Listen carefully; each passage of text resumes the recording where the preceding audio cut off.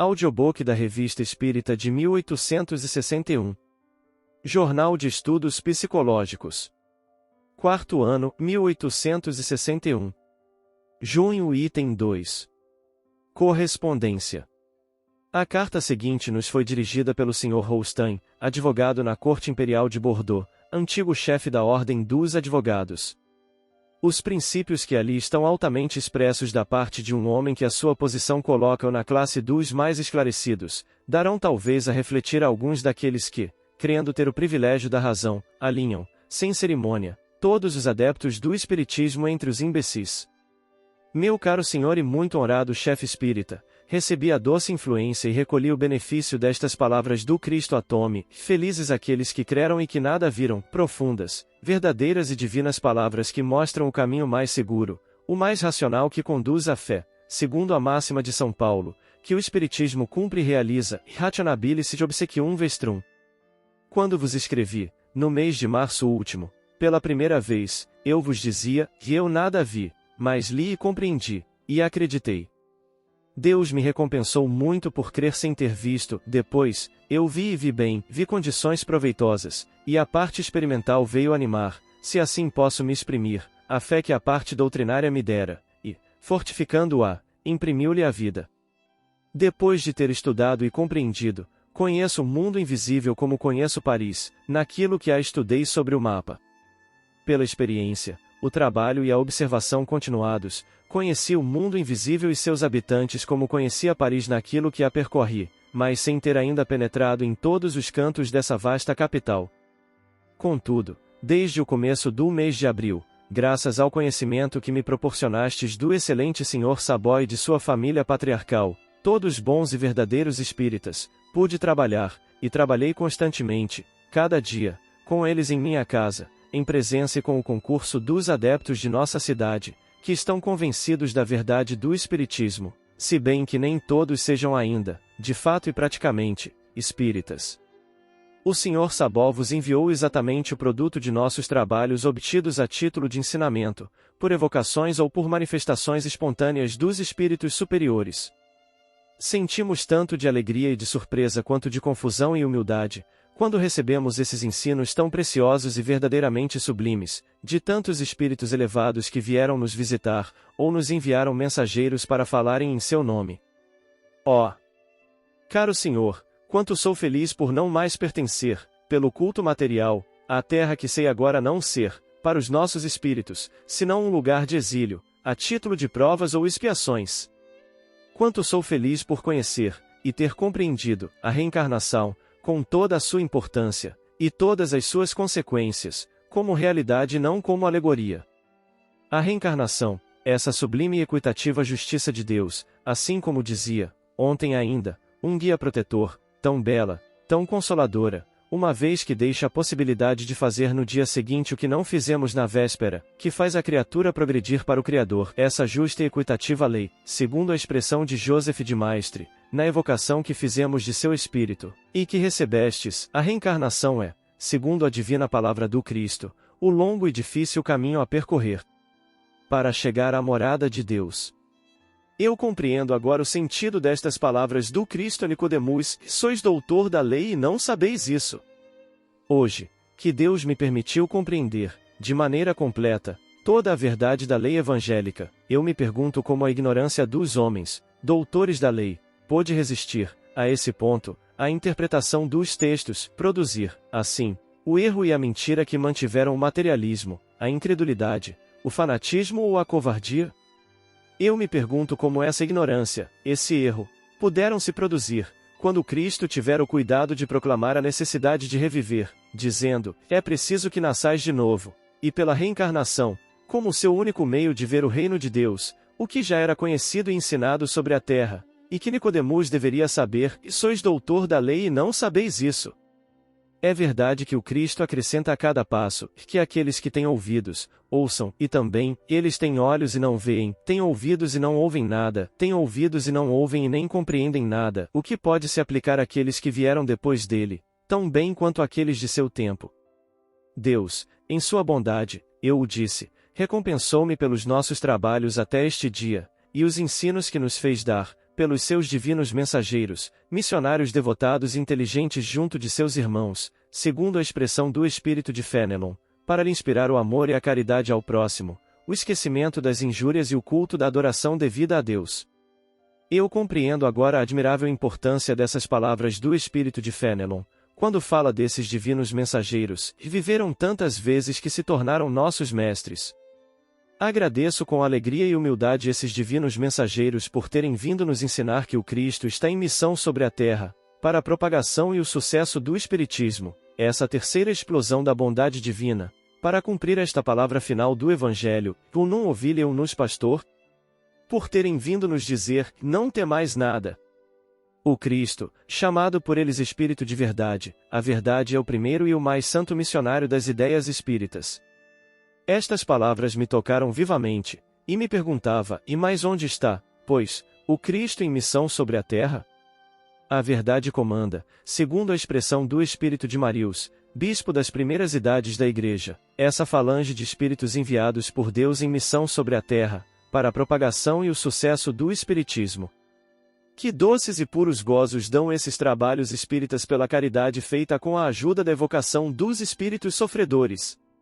Que se consolação encontra-se em comunicar com aqueles que foram, sobre a terra, nossos parentes ou nossos amigos, a ensinar que são felizes ou a aliviá-los se sofrem.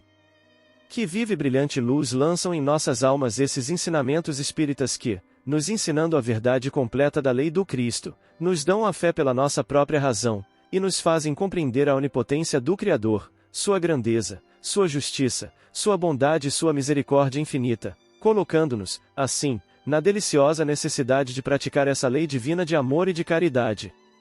Que sublime revelação nos dão, em nos ensinando que esses divinos mensageiros, nos fazendo progredir, progridem eles mesmos para irem aumentar a falange sagrada dos espíritos perfeitos. Admirável e divina harmonia que nos mostra, ao mesmo tempo, a unidade em Deus e a solidariedade entre todas as criaturas, que nos mostra estas, sob a influência e o impulso dessa solidariedade, dessa simpatia, dessa reciprocidade, chamadas a escalar, e escalando, mas não sem hipocrisia e sem quedas, aos seus primeiros ensaios, essa longa e alta escala espírita, para, depois de ter percorrido todos os degraus, chegar ao estado de simplicidade e de ignorância originais, à perfeição intelectual e moral, e, por essa perfeição, a Deus.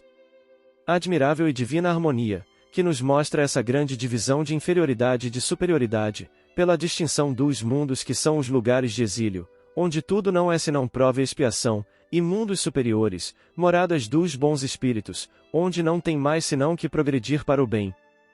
A reencarnação, bem compreendida, ensina aos homens que eles não estão neste mundo senão num lugar de passagem, onde estão livres para não mais voltarem, se fazem o que é necessário para isso, que o poder, as riquezas, as dignidades, a ciência não lhes são dados senão a título de provas, e como meio de progredir para o bem, que não são, em suas mãos, senão um depósito e um instrumento para a prática da lei de amor e de caridade, que o mendigo que passa ao lado de um grande senhor é seu irmão.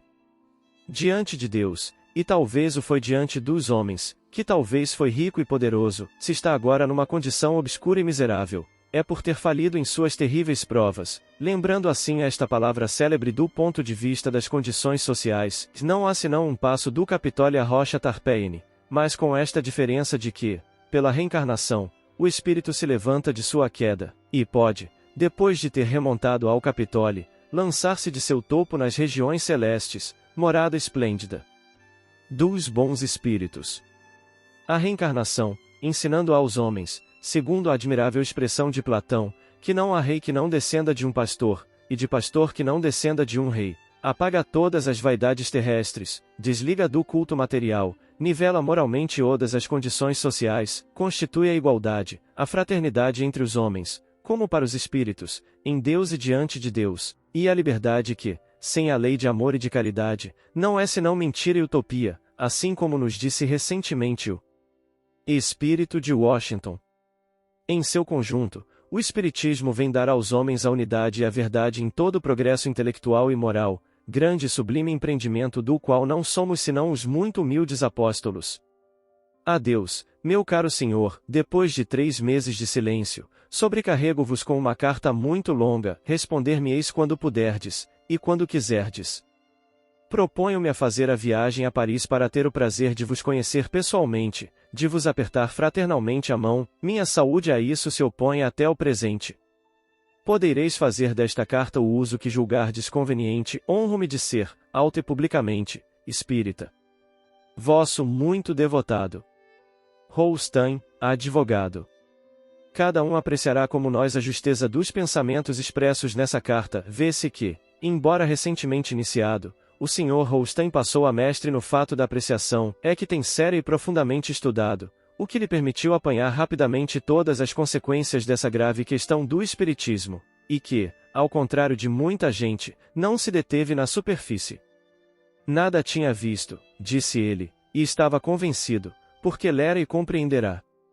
Tem isso de comum com muitas pessoas, e sempre notamos que aquelas, longe de serem superficiais, são ao contrário as que refletem mais, ligando-se mais ao fundo do que à forma. Para elas a parte filosófica é a principal, os fenômenos propriamente ditos são o acessório, e dizem que, então, mesmo que esses fenômenos não existissem, disso não restaria menos uma filosofia que sozinha resolve problemas insolúveis até este dia, a única que dá, do passado e do futuro do homem, a teoria mais racional.